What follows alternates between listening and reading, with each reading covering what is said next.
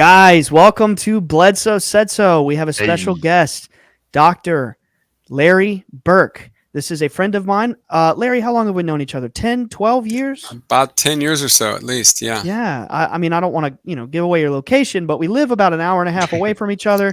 And I'd like to go into how you and my dad met, but Larry's been to our property multiple times and just wonderful guy, very nice individual. And, I'd like to go into how you and dad met.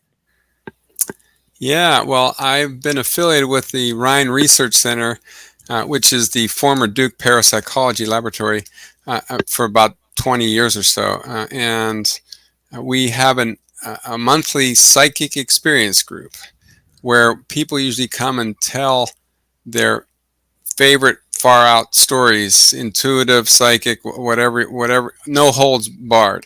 And each person usually tells about maybe a 10-minute story max, maybe a 5-minute story.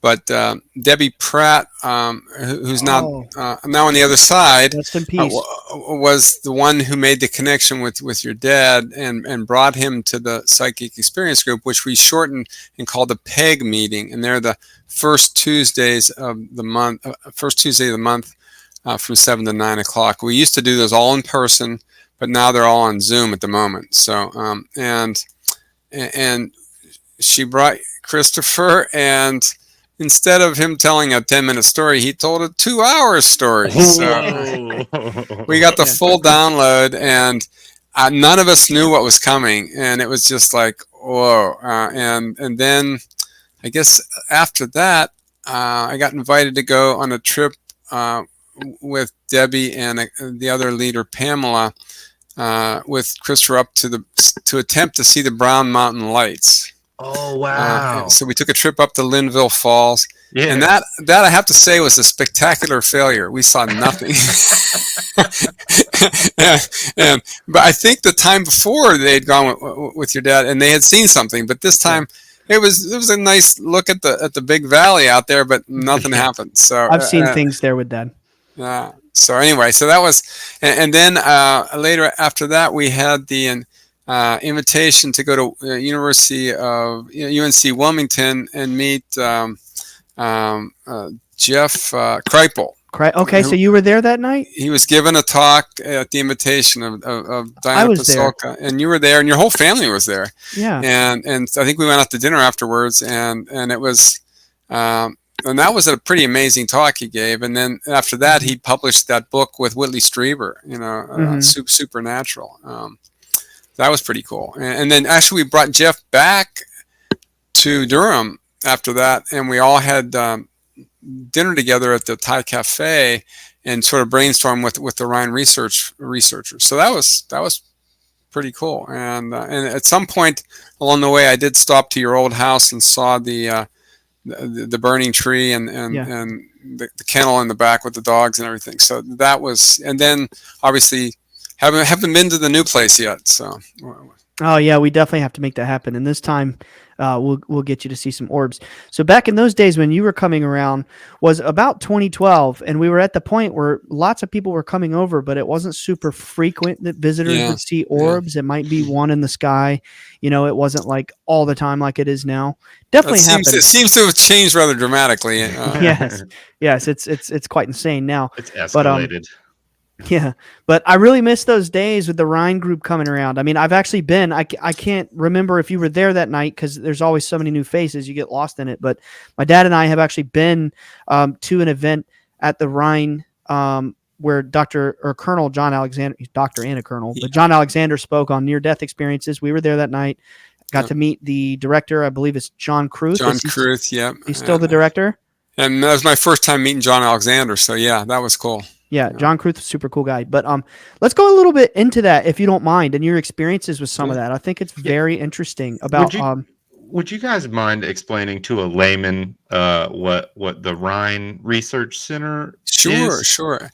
They can easily get there on the website. It's rhine.org. It's like the river or the wine, rhine.org, and it's like R-H-I-N-E. Yeah, R-H-I-N-E, and it's named after Dr. J.B. Rhine.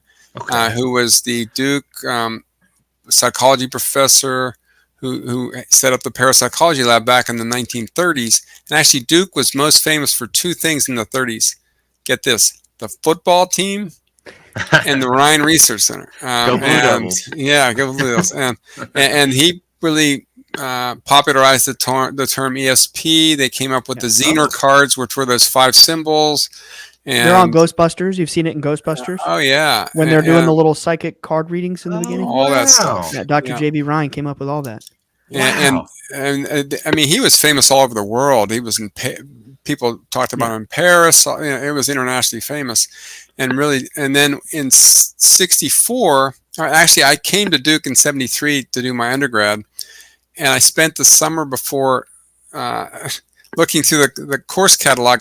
I was going to sign up for the ESP course, and there wasn't one. I was like, what the hell? And it turned out that Dr. Rhine had retired in '64 when he turned 70, and the political forces really didn't want him to stay there anyway. So they were looking for any excuse to get him off campus. And then he took it off campus and had been off campus ever since. So there's no official affiliation with Duke now, but yeah. Gotcha. Okay. Still awesome. On Duke facilities though, right? No. No, It's not anymore. No, it's off campus. Totally off campus. Yeah. I just remember driving by Duke when I went to the Rhine. I mean, it was. Yeah, I mean, it's close to Duke, but not connected. And we do have some Duke professors who are consultants and researchers. So that's kind of cool that we still have that connection.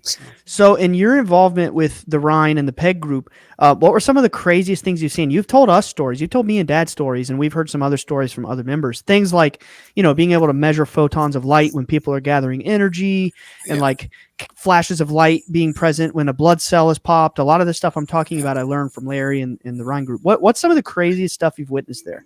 The original biophoton story was Bill Joines was a untenured professor of engineering, like assistant professor of engineering back in the 70s.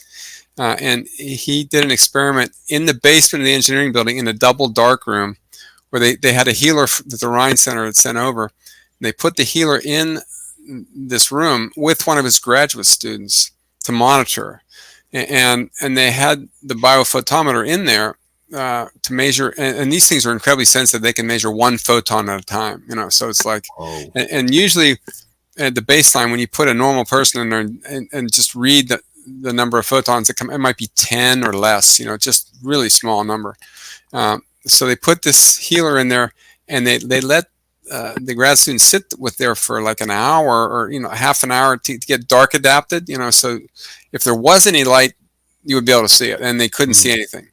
And then he instructs the healer to charge up the healing energy, and the grad student yells, "She's glowing in the dark! Let me out of here!" and ran out of the room. No way. And the meter did pick up that, and that was way back in the 70s. That made the National Enquirer. Okay. No way. That's mind-blowing. Somehow Bill Joines managed to go on and become a tenured professor.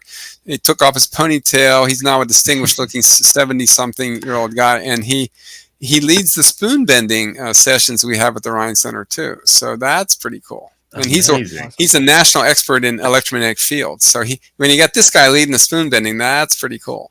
Wow.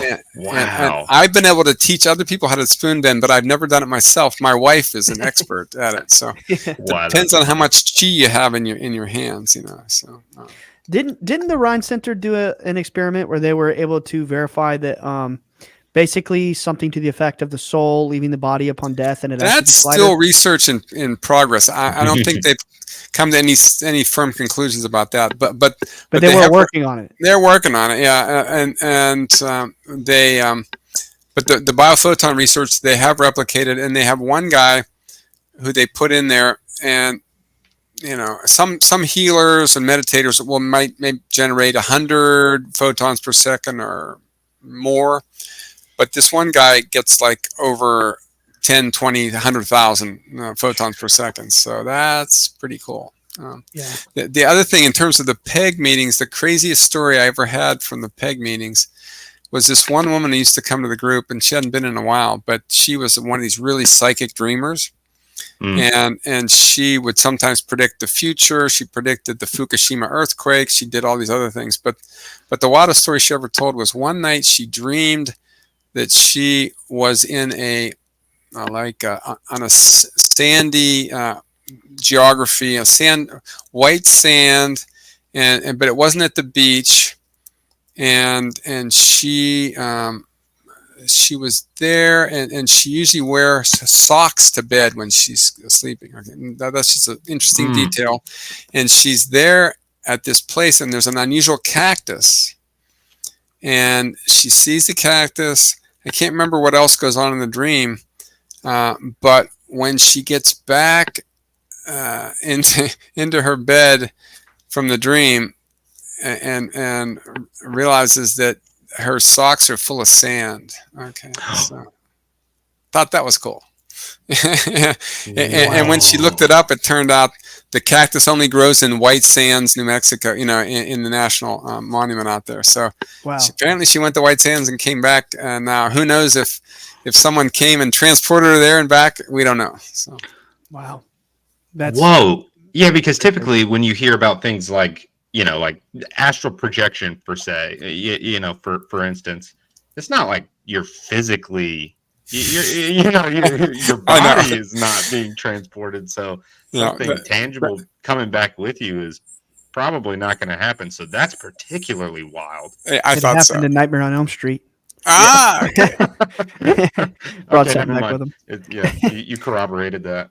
No, that's crazy. And then there was the other experiment. It was the one that y'all were working on with the blood cells, right? And it was like lysing blood cells, and then there was a flash of light observed. Was that Rhine? That one might not be us. I think the other people who are doing really good work in the field are Dean Radin out in California at the Institute of Noetic Sciences, and they may have done some research like that. I don't think we've done anything with cells that I know of. But I could have gotten that one confused. What about the last one? I'm going to ask about Rhine, and then we can shift gears. I wanted to ask: was it you who was telling my dad about the auras? People reading auras in the subconscious. Oh, that was an interesting. If it's one, I think there was a guy who was claimed to have a camera that would capture the aura, and he brought it to the Rhine Center and demonstrated it to all the researchers, and but he couldn't explain exactly what it was doing, and the researchers pretty much concluded that the camera was making some interesting graphic effects, but there was no inherent meaning to them, and the guy who was claiming he was reading the aura was basically probably psychic and tuning into people, but the camera, it wasn't the camera. And as a radiologist, I'm always skeptical of these claims that the mind, body, spirit exos, aura cameras, and all this stuff. And it's like those have no scientific basis in general. There are some high tech tools out there that are related to like Kirlian photography and things like that, where there was a guy named Korotkov in the Soviet Union who was doing research on gas discharge cameras and things, and you would have people put their fingers and all their acupoints onto a plate, and then they would get readings from those, and then they would use a computer program to simulate an aura around the picture and say you've got a defect in this chakra or this aura. So that may have a little more scientific basis, but not your usual aura camera at the Mind Body Expo. So. Right. And I had a quick question about the photons that you mentioned. They were observing photon count with these healers and the student. What kind of healing, what sort of healing are we talking about? Because, I've never heard of anything like that. That's remarkable. Well, let's also point out that there's no cause and effect proven between the biophotons and the healing. Because healing is a mysterious process. It could be a interaction at the level of consciousness that's got nothing to do with physical light photons. So, sure. So yeah, it's an interesting, phenomena, but and some healers can't do it. Even though they're talented, reputable healers, they produce nothing. So I don't think we have a direct correlation there, but it's very fascinating. Yeah, absolutely. It really very is. Fascinating. Yeah, it's crazy. It's like I've always seen in my anime cartoons growing up where they focus their energy and then they draw this light around them. It's kind of like, what if that was real, right? But yeah. So let's move into the next thing, which you really piqued my interest with this. I wanted to get into your experience with Stephen Greer. Oh yeah. So about I'm trying to think. I wrote about this. I wrote a book called "Let Magic Happen" back in 2012, right at the time of the big Mayan calendar. Oh, right. So "Let Magic Happen: Adventures in Healing with a Holistic Radiologist." And in chapter, I think it was chapter 14 or 15, I talk all about the Rhine Center. It's chapter 15, and in there I talk about my experience with Stephen Greer, and I had been given a couple of his books by a friend of mine, and I read them, and I thought, oh, the Disclosure Project, that's super cool. And he's got all these hundreds of witnesses, and he did the National Press Conference Club back in 2001, right before 9/11, but of course didn't get covered by any of the major news services. And then, and so I was intrigued, and my dad's fraternity brother was Edgar Mitchell, so the Apollo astronaut. That's cool. And so I always had an interest in this area, and so I realized I read the Greer books, but I really wanted to meet him and push on him and check out if his stories held up, and whether I believed that he was the real deal or not. So he has these ambassadors to the universe through CEHP, his organization, and they have them in Joshua Tree and Mount Shasta and all. I happen to go to one on Cape Hatteras, and so not far away, and spent a week there, and we would go out every night and quote vector in the ETs, and he would communicate with them by a remote viewing. And remote viewing is a real thing, and they study it all over the world in different parapsychology. It's in my dad's book. Yeah, remote viewing is a real deal. Oh, and I'm good friends with Joe McMonagle, who is 001 remote viewer. So that's a real deal. But we did this every night for about 2 or 3 hours on the beach, and we saw nothing. The only thing we saw were some black SUVs coming up and down the beach as if with the lights off, like they were monitoring us, and some black helicopters flying overhead. And we realized we might have been too close to the military bases down in Norfolk. And you were a gathering of people. They're like, right. Check this out. So we saw nothing, but he told stories every night about all the disclosure stuff. So I got to hear all the stories, and that was much more impressive than any experience I had and then sometimes I put my parapsychology hat on and need to debunk some claims that are outrageous, and people were taking their flash cameras out after dark and taking flash photos out in the just out in nature, and they would get these things they were calling orbs. Yeah.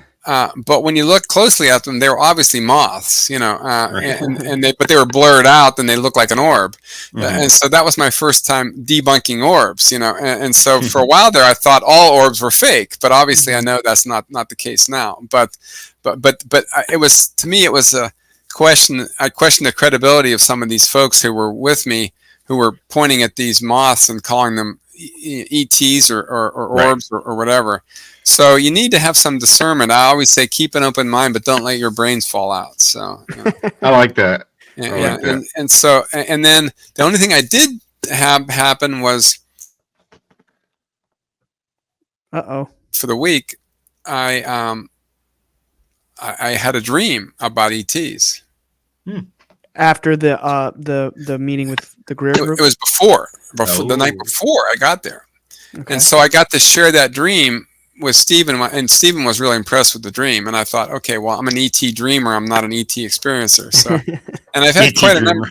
Yeah, I've had a number of UFO dreams over the years, and I did have one 2 nights ago. If you want to hear that one, yeah. Yes, I would love to. So this is really a timely dream. Okay, so it's a very short dream, and we just analyzed it last night at the Rhine Dream Study Group, which meets the the third Monday of the month from 7 to 9, and I co-facilitate that. So my dream was I go out at night up, and I'm looking up in the sky, and I see this amazing illuminated Orion constellation. It's like beyond any Orion I've ever seen before. It's like when you see in the pictorial books of constellations, they have the stars, but then they have like the figure of the hunter or Osiris drawn in. Right. Well, it was like that up in the sky. It was like illuminated, and I thought, whoa, this is the coolest Orion. And I said, I bet millions of people are seeing this right now along with me. And I was just awestruck by this. And then, someone said, maybe it's a comet that's coming and illuminating Orion. But we all had this intense feeling like something is coming soon. And that was the energy of the dream. And then I found myself, I was up on the roof looking up at the sky, and I swung down on a rope to the ground, which in a dream means you're coming from a higher spiritual perspective, but down to a more grounded perspective. And when I looked back up in the sky, there were all these military fighters shooting at ET ships. Whoa. Like a war up, and they were attacking. Now I had dreams like that too, and I don't know if the ETs were fighting back. But when I finally analyzed that, we realized, okay, I was awestruck by this amazing image up in the sky. But when I got grounded, I could see what was really going on was the military were using it as an excuse to attack. Wow. And then I realized, knowing about Project Bluebeam, where they've been predicting that they're going to have fake and alien invasion with holographic images, I thought maybe I got duped in the beginning of the dream, and I thought I saw something super cool, but it was just a hologram. And when I got back onto the ground, I realized this was Project Bluebeam, and they were using it to fake the alien invasion, and that dream was really interesting. What a profound dream! That's so hyper detailed, and like the fact that you analyzed that meaning so quickly from it. I mean, I had help last night from like 6 other people. So that's what we do in the dream group. We tell the dream twice, and then people can ask questions for details, but only detail, not about what I think of the dream, but only about like the facts. Like, gotcha. Was it really Orion, or what? And things like that. And then they each share their reflection on the dream by saying, if that were my dream, I would wonder whether this meant that, and then after they've all had a chance to share their dream, then I get the last word and I say, this is what I thought was going on. Thank you for all those insights. Because sometimes you'll get stuff you never thought of when you share a dream like that. So I have reoccurring dreams. I've had this same reoccurring dream since I was 18 years old. And it's always like, I haven't had it much lately, but it's always like I'm standing outside and there's a crowd of people. Sometimes it's familiar faces like my grandma, my cousin, my uncle, people I know in real life, or this friend who never wanted to listen to our story. And in my dream, it's like there's this massive sighting over us and a crowd of 1,000 different strangers with faces I don't recognize. And I'm pointing up like, look, I told you it's real.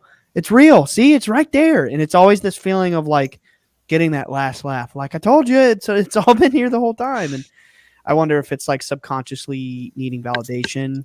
I mean, I don't know, but I always tell people when they have a powerful dream, I got to ask 2 questions: is it an emotional metaphor, or is it a real phenomenon that might be precognitive? In other words, that's what I think.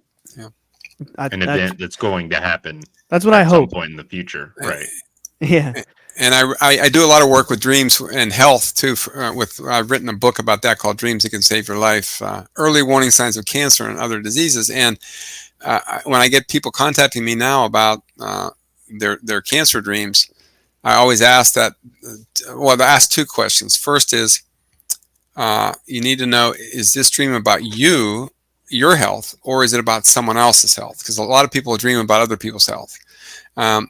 And then you ask the next question, is it an emotional metaphor for something going on in your life, or is it a real physical problem you need to do something about? And that's why I recommend all my coaching clients keep a dream diary, and because sometimes you just get amazing insights, and the people who have amazing dreams and never write them down, they're just wasting a whole treasure trove of material. So, and one of my former MRI techs at Duke, She actually gave me permission to use her story in my TED Talk. I gave a TED Talk on dreams that can save your life back in 2016 in Raleigh, and it got banned. What? No way. Why? I've done 2 TED Talks, and they've both been banned because I stretched outside the TED box a little too far. Oh, what? Remember, TED stands for Technology, Entertainment, and Design. It doesn't stand for theology and theogens and dreams. No, it doesn't stand for that. So they do have the right to censor people, and I've been censored twice. The other time was for a talk I gave on death and dying and the spiritual aspects of death and dying. It's called the spiritual alphabet soup of death and dying because it's near to NDEs and ADCs, after death communication, and shared death experiences, which is SDE, and NDA, which is nearing death awareness. So that talk got banned because there was too much light in that talk. So yeah. You mentioned that at one point you were skeptical and weren't certain if you believed in the UFO aspect of things. I'm curious when that changed, and if all of the other spiritual things changed around the same time, or if you kind of always looked at this through a spiritual lens. Yeah, that's a good question. And I was also just sticking with the dream theme for a second. I'll just tell you 2 stories, and then I'll get back to that question. Sure. So when I mentioned the metaphor versus physical, my MRI tech said she had a dream about giving birth, and she was in her late 50s, postmenopausal. So she knew that wasn't physically possible, but she's a creative artist, and she thought, I'm just giving birth to my next, art project. But she's a skilled dreamer, so she asked for what we call a clarifying dream the next night. Said, "What was that dream last night about giving birth? What's up with that? Is it something I need to be concerned about?" And so the next night, she gets taken to a graveyard in Ireland, shown a headstone with her name on it, surrounded by daisies, and gets the message: if you don't do something about that dream last night, you're going to be pushing up these daisies soon. So she went right to the gynecologist, who did an ultrasound and found a uterine cancer, endometrial cancer, that was not symptomatic at all and could have gone on for years before it got detected.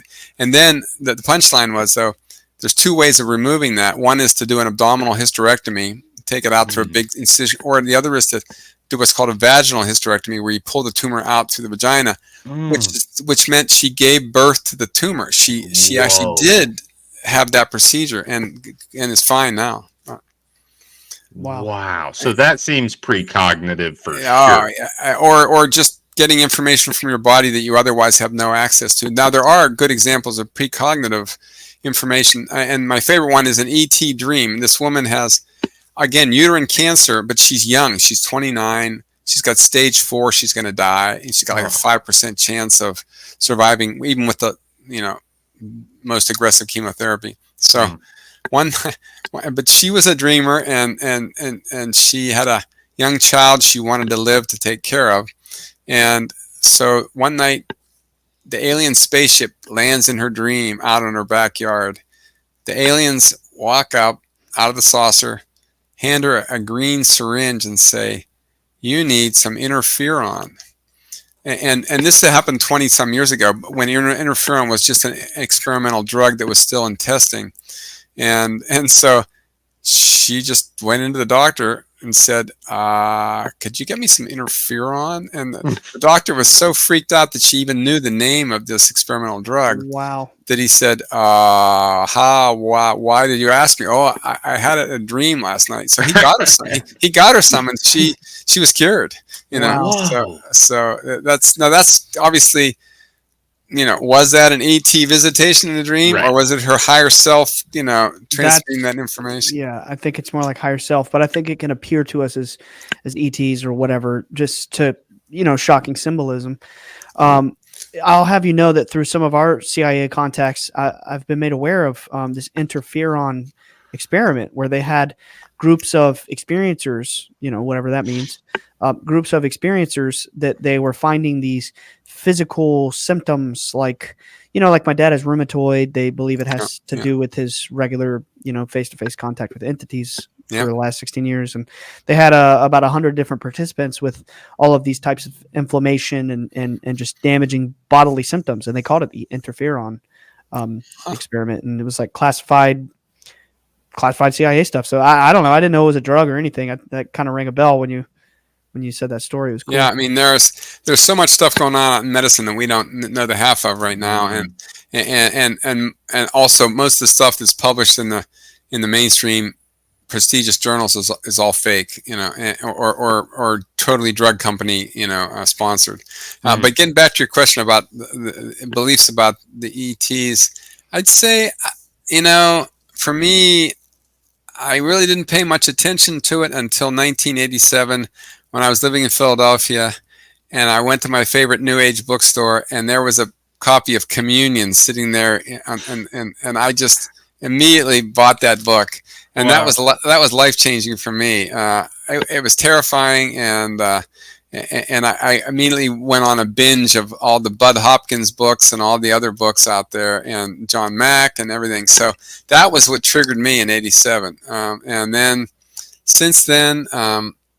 I sort of put it on the back burner, and then there was an interesting shift when I was writing my my book in 2012. I noticed that there used to be all these debunking interviews on TV back in like before 2000. You'd see the military guys getting on there, and there'd be 3 military guys and one skeptic, and there'd be one crazy guy defending the UFO hypothesis. And then something changed in about 2007, and that was right around the time when I was having the Stephen Greer experience. Suddenly they would have Edgar Mitchell. That's when they had the governor of Arizona, Fife Symington, who had seen the Phoenix Lights and all that, and they had debunked the Phoenix Lights 10 years before, and they made fun of the whole thing. And the press secretary for the governor dressed up in an alien head and came out and revealed on the press conference that it was total bullshit. But 10 years later, Fife Symington said, no, it was real. We just made all that other stuff up. And then they had Edgar Mitchell on, and they had some other guy in credible witness. Then they had Bill Nye, the science guy, was the only guy who was attempting to debunk it. I thought, what's changed? It's like something has shifted, definitely. And that was 2007 when I noticed that. Yeah, and now here we are in 2023, and it's like the skeptics are getting laughed at because data's coming out, and they're a joke. They're a laughingstock. Right. They've staked their whole position on trying to disprove something they can't disprove. But the reality is very soon it's about to prove itself and that it exists. Yeah, and of course, Stephen Greer did another National Press Club a couple months ago and trotted out a whole bunch more witnesses. And that may have gotten a little bit more press time than the one 20 years ago. But ironically, he's been keeping up this disclosure project, program for 20 years, and going strong. It's still going, and yeah, wow. So, what was your initial reaction when you had heard my dad's story? Oh, I mean, Christopher's just the most compelling witness. I mean, he's got all the credentials, being the airline pilot and the construction company owner and the bear hunter and evangelical. It's just like, it doesn't get better than that. And then the fact that he had 4 other witnesses with him is like, and then when I went home and watched even though that MUFON TV show was a hatchet job, it was still the first 3 parts of it were well done. It was just the last segment with the lie detector. Science fiction, yeah, they called into question that we're lying. But yeah, I mean, they had the guy come down and do the regressive hypnosis. They had all the interviews with all the witnesses. They had some pretty nice CGI replicating what it looked like, and then they had to end on a down note. Otherwise, I guess they'd have gotten busted by their advertisers or something. I don't know. But, I don't know. yeah. So yeah, and then I got to hear Christopher speak at Spiritual Frontier Fellowship, and then you spoke, and then Christopher spoke again. So you guys, and I think that the momentum has been building for quite a while. Oh, definitely. And then, like, I'm not sure if you've been made aware, but then we have the History Channel thing coming out August 1st. Mm-hmm. Going to be actually, by the time this episode airs, it should already be out.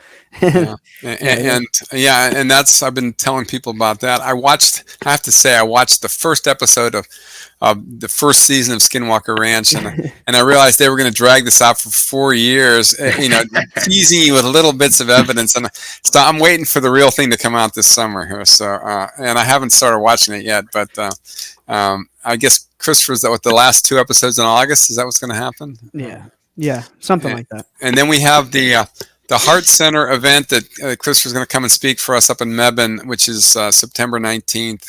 And information about that's on my website, which is larryburk.com or letmagichappen.com. And I just posted that today as an event. And it's going to be $39 for Christopher and 3 other Rhine speaker, and also a near-death experience woman who is a military woman, NDEer, who was like a top IT guy for the military, and now is a reconnective healer. It's like amazing how people can transform like that. So. Yeah, I was supposed to make it to this event. I just want to say I apologize. I think there was some miscommunication on our side of things, but I have a wedding that day. Couldn't go. I would have been there. We'll do another one in the future. But shifting gears, I want to talk about your book. And back in 2012, when you came to our house, you had a copy in hand, signed it, gave it to me. And I just thought that was so nice, so cool. I want to talk about the tapping. Yeah. So, as much or as little as you'd like to go into that. I just finished the tapping session 5 minutes before we started. So wow. I Zoom with people I just booked another client for next week from Jordan. So that's kind of cool. It's a 7-hour time difference. And, wow.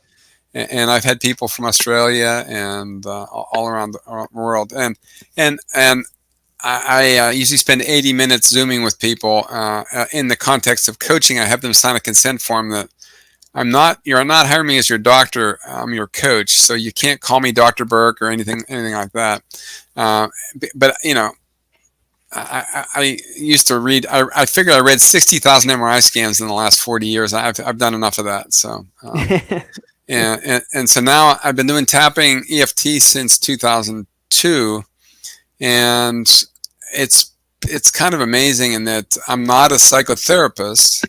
I wanted to be a psychiatrist in med school, and this is kind of a backdoor for me to kind of get back, because I got turned off to psychiatry. It was all about drugs, and where I was much more interested in hearing people's stories. And when you really listen to people's stories, you discover they've had periods in their life where they really had trauma, and they lost a lot of their vital energy in that process. And tapping is a way to sort of unlock that and bring that back. I call it a treasure hunt. When I go listening to someone's story, I say, oh, that happened. Your father died, you got abused in whatever situation, you had a car accident. And I have people make up a top 10 list of all the worst things that ever happened to them. And then we tap our way through that over a series of sessions. But typically, I'll just tell you about my very first example. I just learned it. Most people learn it off the internet. There's thousands of YouTube videos out there on EFT tapping, and I got the original manual from Gary Craig, who's the developer of EFT, and downloaded it as a free download. It was an 80-page manual. I read the whole thing in one night, and then I printed out the one cheat sheet that told you how to do it, and I brought it into I was teaching a stress management class for Duke undergrads at the time. And I had this student come in, and I mentioned the tapping during class. I didn't teach anything about it, but she had terrible hives, like itchy hives all over her body. And she didn't have an allergic reaction, but she said, oh, I had a car accident 2 weeks ago on the Jersey Turnpike. I spun around in the rain, hit a telephone pole, my airbags went off, and I didn't get a scratch on me, but I've had these terrible hives ever since, which is sort of a physical manifestation of that fearful experience trapped under your skin. So we call that a somatic metaphor. And so she said, I think I need to do this tapping. But I said, but I only have 25 minutes to get to my next class. I said, kind of like a Jedi mind trick. I said, it won't take that long. So we did just really 2 minutes. I was just reading the instructions off the page. I said, say a phrase that captures the essence of what you experienced. And she said, scary car accident. Okay. And I said, on a scale of 0 to 10, these are called subjective units of distress, your SUD score. And so 0 doesn't bother you at all. 10, it's the worst thing you've ever experienced. So she said it was about a 6. But when I looked at her, it looked worse than a 6. So I said, could you add some more words to that phrase to make it more emotional? She said, scary, thought I was going to die, car accident. I said, okay, what's that? She said, that's an 8. So we just tapped down one side of the body, and there's 9 points on the face and chest. They're acupuncture points that you're tapping on. And tap down one side, and then tapped on the other side. And it took 2 minutes, and she just repeated the phrase over and over again. And her number went from an 8 to a 4, and it looked like she was more relaxed. I said, oh, great. And then the next instructions are, repeat the process again or shift to a different aspect of what you're dealing with. So I said, is there anything worse than almost dying in a car accident? She said, I totaled my dad's car. And I was like, oh, how high is that? That was an 11. Okay. Yeah. So she goes, guilty about my dad's car, guilty about my dad's car, guilty about my dad's car. And that went down to a 2, like in 2 minutes. And I thought, whoa, I had no idea whether it was going to work, and I gave her the cheat sheet and said, just take this home. Don't take it. She had taken some medications earlier in the week, and it had taken the hives away, but she couldn't study because Benadryl made her drowsy, and so she quit taking it and all the hives came back. So she was sort of feeling stuck. So I said, don't take any more Benadryl and just do some more tapping if you ever feel itchy. She came in and said, every time I felt itchy, just 2 days later, she goes, I did some more tapping. Hive never came back, never took any more medicine. And then she goes, I tapped on all my other car accidents. I was like, I didn't tell her to do that. I didn't know she had any other car accident, but she realized when her inner healer figured out that, oh, this works for that car accident, maybe I'll clear out all these other ones, because the problem is, you have one car accident, you never clear it out, then you never regain your confidence in driving, and you attract another. It's like the law of attraction in reverse. You start attracting other car accidents until you finally heal the first one. That was my intro to EFT. And then when people ask, how does it work, which everyone always does. I was going to ask. I use a computer metaphor, which is every bad thing that ever happened to you is like a malware program that's being downloaded into your body at the time of the accident. And then it gets stored in your acupuncture meridians and then sent in your nervous system up to your brain. And there's the limbic system in your brain is all your emotional processing center. And there's a file up there for every bad thing that ever happened. There's a story and a picture in this malware program. And so when we do the tapping, we're saying the file name, scary, thought I was going to die in a car accident, starts the program running. Then you start tapping, and it's like delete, delete, delete, delete, and you're uninstalling the program. And then when you're done, you go back up, you check the file again. How you feel about it? No, you look at the picture. You look at the story, and then it's how your body feels, because that program makes your body go back to the original accident. And so if you remove that program, your body feels nothing when you review that story. And that's the definition of emotional freedom. Your body doesn't respond anymore, because that's why talk therapy for trauma doesn't work that well, because you can talk about something until you're blue in the face, but if your body still believes it, you're not healed. And that's why the most famous psychiatrist in this field, Bessel van der Kolk, wrote a book called The Body Keeps the Score. I've heard of this book. Totally true. Me too. Yeah. So that's the tapping in a nutshell. And I've used it for all kinds of different things, from car accidents to people who've been, a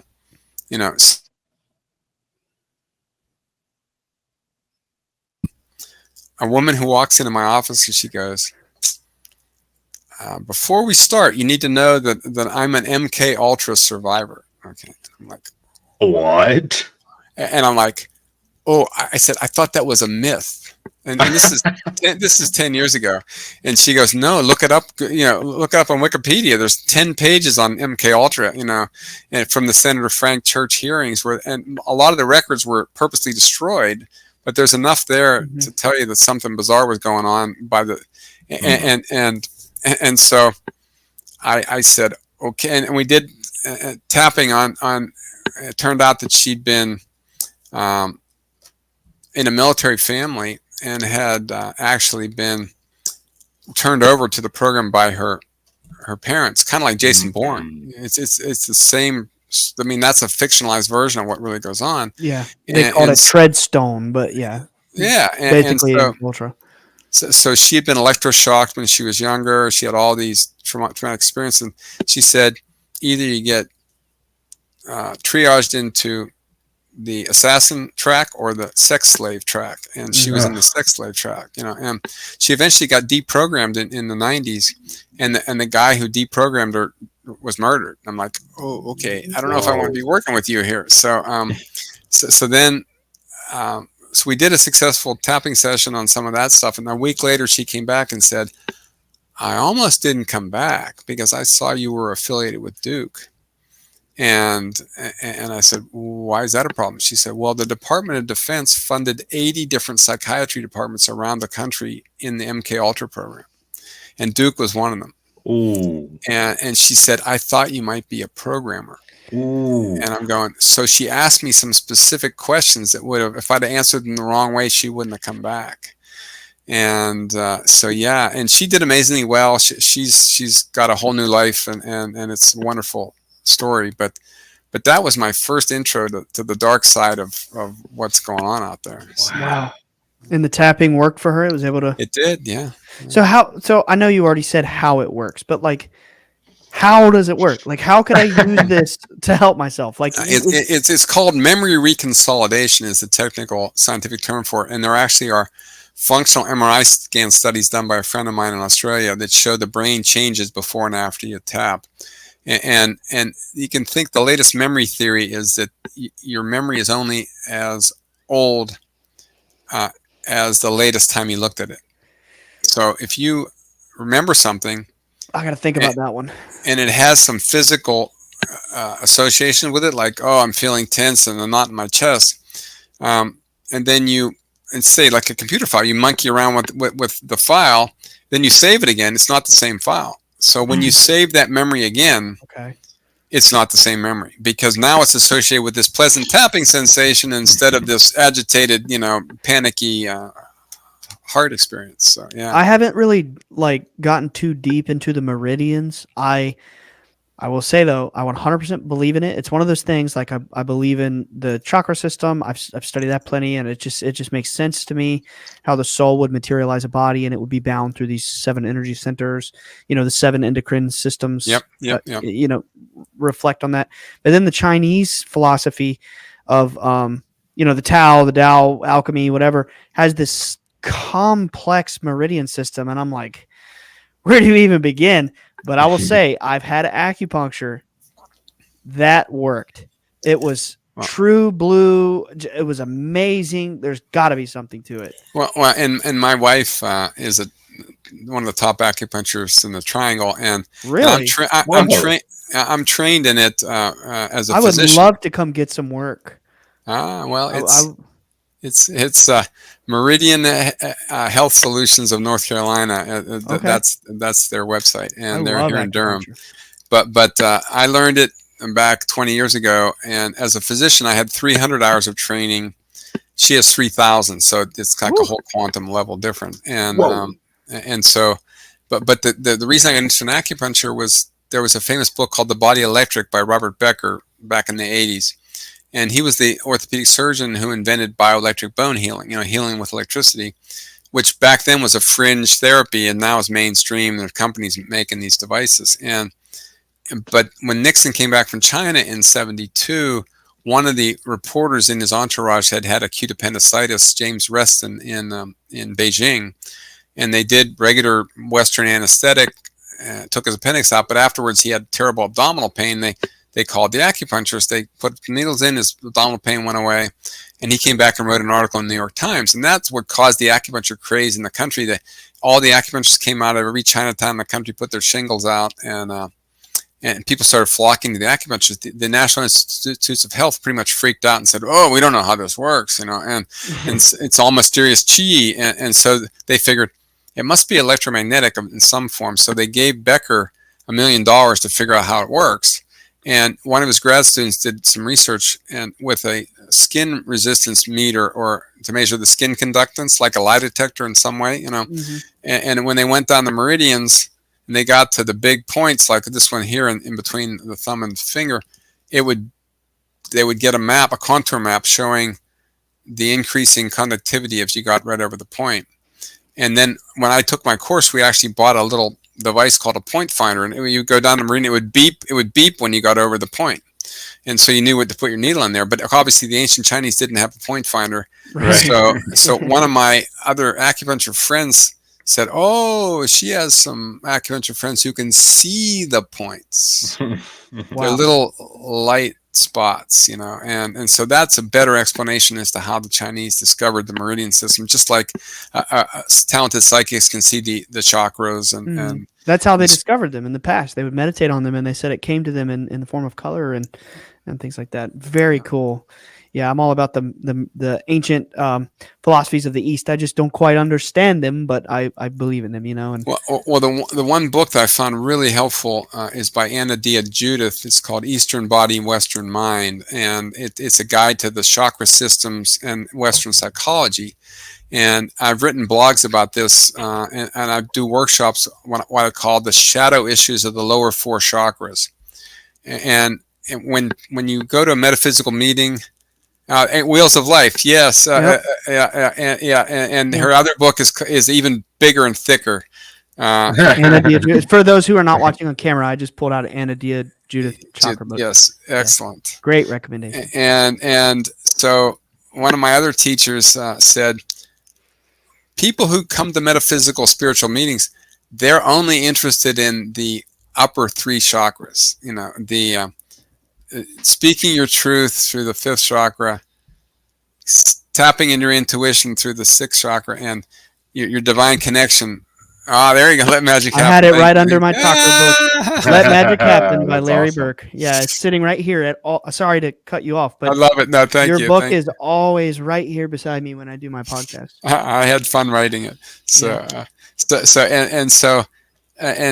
people really want to focus on the upper 3 chakras, sometimes the heart chakra maybe, but it turns out that if you want to heal yourself physically, you need to go down and dirty into the lower 3 chakras, because that's where all the trauma of your childhood is stored, and you need to flesh it out. It always works in chronological order, according to Anna Dia Judith.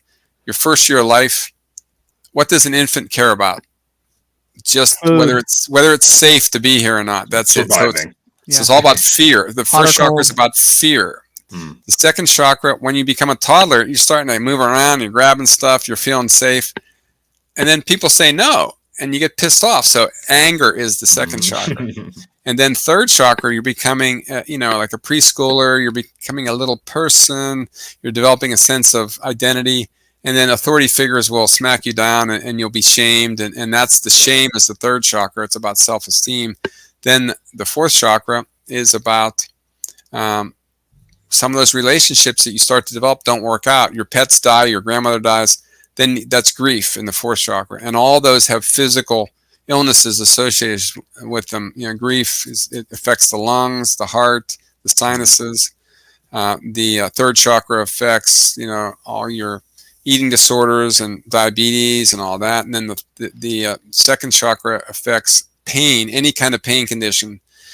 Anger is suppressed anger is what results in chronic pain. And then the 4th chakra is fear. It's autoimmune disease. It's your body's reacting in a fearful way. Let's just shoot antibodies at all those attacking things and hit some of our own cells in the process. So that's a fun way of looking at the body, and it really makes a lot of sense. Of course, it's not something that your average Western physician would ever think about, because they don't even know about the most important study in all of medicine, which is the ACE study. ACE, done by the CDC, and that's the adverse childhood experiences. So if you add up the number of, do a 10-item questionnaire and you add up the number of instances of trauma and abuse and neglect in your childhood, you can predict your likelihood to get a chronic disease. The higher your score, the more likely you are to get sick.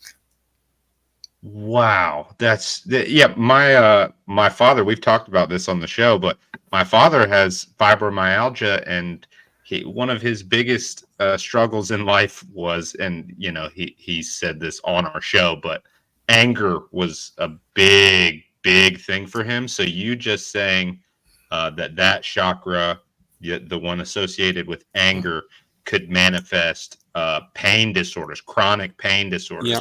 I have seen it happen in my father, and it only started to heal when he got into therapy and when he started breaking that trauma. Wow. So, I mean, I have quite literally, and this is a recent, just within the past 2-3 years, he started going into therapy and really working out that trauma. That's huge. I saw him just this morning, actually, before work. And I said, Dad, you are looking great. He's like making this amazing recovery. He's regaining weight. His color looks great. And his emotional state is so much better. So, but for a while there, it was really bad. That fibromyalgia was kicking him. It's also called breaking the cycle of intergenerational trauma, because likely his anger has been trickling down through generations. His dad and his dad and his dad. And if I can leave you with one other interesting book, it's called "It Didn't Start with You" by Mark Wolin, Wolin, and it's he traces the whole generational trauma thing. He says if you want to know what's going on in your life physically, just look at your grandparents and you'll have a clue. Yeah. I'm writing that down. I'm interested. That sounds really cool. I'm gonna check that one out. I'm glad we got on the subject of your dad and his experience with therapy. I was waiting to bring this up since we were talking about the EFT, the tapping. This is something that's not related to that, but it reminds me of it, and I wanted to hear your take if you had heard of this at all. Mm-hmm. But what's really becoming popular in therapy right now is EMDR. Well, EMDR has been around for quite a while, and it was even before EFT, and it has a little bit. It got a head start in terms of the scientific evidence. And when I started doing EFT, EMDR already had some scientific papers published, but in 2002, EFT only had one. But there are now over 50 randomized controlled trials of EFT, and some of them compare EFT to EMDR, which is eye movement. Eye movement. I don't know exactly what it stands for. Eye movement desensitization and reprocessing, and Nick's so dad told me this is what's been helping him. And it's used pretty extensively in the military, in the vets. And the most coolest thing about EMDR is something called induced after-death communication. And this guy named Alan Botkin wrote a book about it. He took some veterans who had chronic pain and all these other issues, but really their big issue was grief. And he took them one extra step in the EMDR process and said, if that buddy you lost in the foxhole in Vietnam was with you now, what would it be like? And they do some more eye movements, and the guy appears in the room like in 3D. Wow! And their grief is instantly healed. And he claims a 75% success rate in doing this, and has trained about 60, 100 other therapists how to do it. It's called Induced After-Death Communication. That's the title of the book. That's cool. So for those listening who have never heard of this, it's basically like, and there's evidence that it works too. It's about they have a practitioner, usually the therapist is trained in it, and they get you to follow their fingers, and it's like getting your eyes to move all the way right, all the way left, these extreme movements all the way up, and it does something. It stimulates the centers in the brain, the trauma centers, and helps you to let go of the painful associations with certain memories. While you're talking about it, kind of like the tapping, it reminded me of that when you brought it. It's like you're talking about these traumatic experiences. And it turns out that when you do this, what you're simulating is REM sleep. Mm-hmm. So what this does is it produces imagery when you do this, and Bessel van der Kolk in his book is the one who pointed out the link between dream states and EMDR. He's like putting someone in a dream state where all these things come back. The only downside to EMDR is it can re-traumatize people. It's done one-on-one with a therapist, whereas EFT is designed as a self-care technique, and it tends to be milder and less potentially dangerous. So EMDR I'm not trained in EMDR because I'm not a mental health professional, whereas coaches and people around the world are doing all kinds of tapping. I'll mention, I thought you were going to say the hottest thing in therapy these days is psychedelic assisted therapy. Oh, That's what's really happening. Please feel free to give your opinions on That's that. true. And I think it's going to be amazing. And Johns Hopkins was the pioneer in doing dozens of amazing research papers on this. And apparently they just had the psychedelic assisted therapy international conference out in Colorado last month.